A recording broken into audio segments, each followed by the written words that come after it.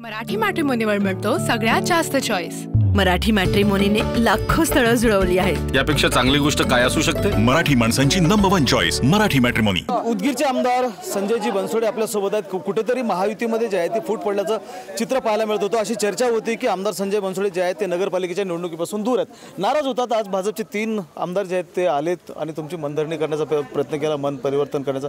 भाजपने नगराध्यक्ष पदाचा उमेदवार दिला म्हणून नाराज आहे राष्ट्रवादी? नाही, अजिबात तसं नाही। गेल्या विधानसभेच्या निवडणुकीमध्ये आमचे सर्वांचे नेते राष्ट्रवादी काँग्रेस पक्षाचे राष्ट्रीय अध्यक्ष ज्यावेळेस उदगीरमध्ये जनसन्मान यात्रेनिमित्त आले होते त्यावेळेस भारतीय जनता पार्टीच्या सर्व पदाधिकाऱ्यांसोबत त्यांची बैठक त्या ठिकाणी झाली होती आणि विधानसभेच्या निवडणुका समोर त्या ठिकाणी होत्या। त्यावेळेस त्यांनी एक दादांसमोर प्रस्ताव त्यांनी त्या ठिकाणी मांडला की आम्ही ताकदीनं विधानसभेला महायुतीचे उमेदवार संजय बनसोडे यांना आम्ही मदत करू, पण आमचा स्टँडिंग नगराध्यक्ष आहेत, 18 ते 20 आमचे नगरसेवक त्या ठिकाणी आहेत आणि ज्यावेळेस ते निवडून येतील, ज्यावेळेस आपली सत्ता येईल त्यावेळेस आम्हाला त्याच ताकदीनं स्थानिक स्वराज्य संस्थेच्या निवडणुकामध्ये तुम्ही त्या ठिकाणी मदत केली पाहिजे ही भावना व्यक्त केली होती। आणि म्हणून त्याच शब्दाचा धागा पकडून आम्ही सर्वांनी या ठिकाणी युती त्या ठिकाणी केली आणि सन्मानपूर्वक युती त्या ठिकाणी झाली आणि म्हणून त्यांचा स्टँडिंग नगराध्यक्ष होता।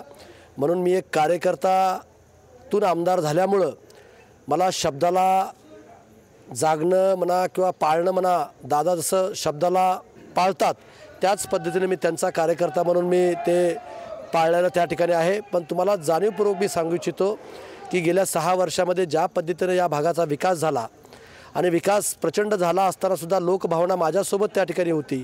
मी जर ठरवलं असतं तर राष्ट्रवादी काँग्रेस पक्षाचे एकट्याचे 25 नगरसेवक त्या ठिकाणी निवडून आणले असते, नगराध्यक्ष 10,000च्या फरकानं मताधिकाऱ्यांनी त्या ठिकाणी मी निवडून आणला असतो।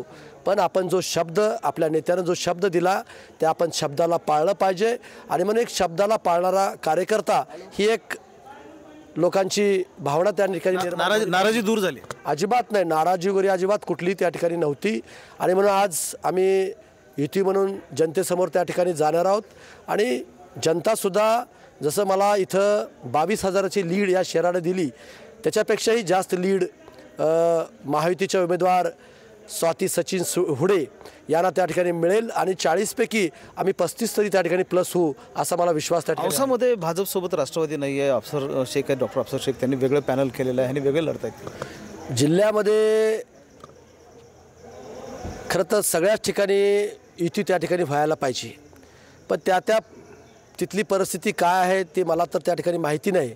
पण जिल्ह्यामध्ये माझ्या मतदारसंघातल्या भारतीय जनता पार्टीच्या पदाधिकाऱ्यांना असं वाटलं नाही पाहिजे की यांनी आमची मदत घेतली आणि ऐन कार्यकर्त्याच्या निवडणुकीमध्ये आम्हाला त्यांनी त्या ठिकाणी दगा दिला, आम्हाला बैमानी त्या ठिकाणी केली, हे वाक्य मला त्या ठिकाणी नको होतं आणि म्हणून मी सन्मानपूर्वक त्या ठिकाणी युती करण्याचं ठरवलं आणि म्हणून आज 40च्या 40 हे आता युतीचे माझे उमेदवार आहेत आणि नगराध्यक्षाचा उमेदवारसुद्धा माझाच त्या ठिकाणी आहे असं मी या ठिकाणी समजतो। कार्यकर्ता कुठले असो तो महायुतीचा कार्यकर्ता आहे म्हणून लढलं पाहिजे, बैमानी नको।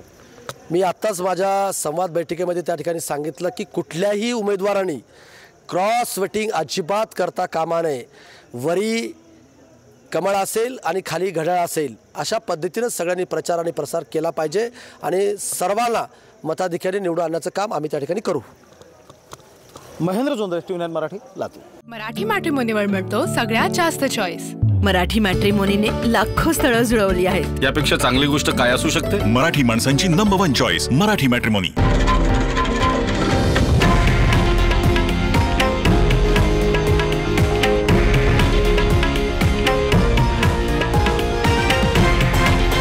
हे आहे देशातील नंबर 1 न्यूज नेटवर्क आणि आपण पाहत आहात TV9 मराठी, एकमेव।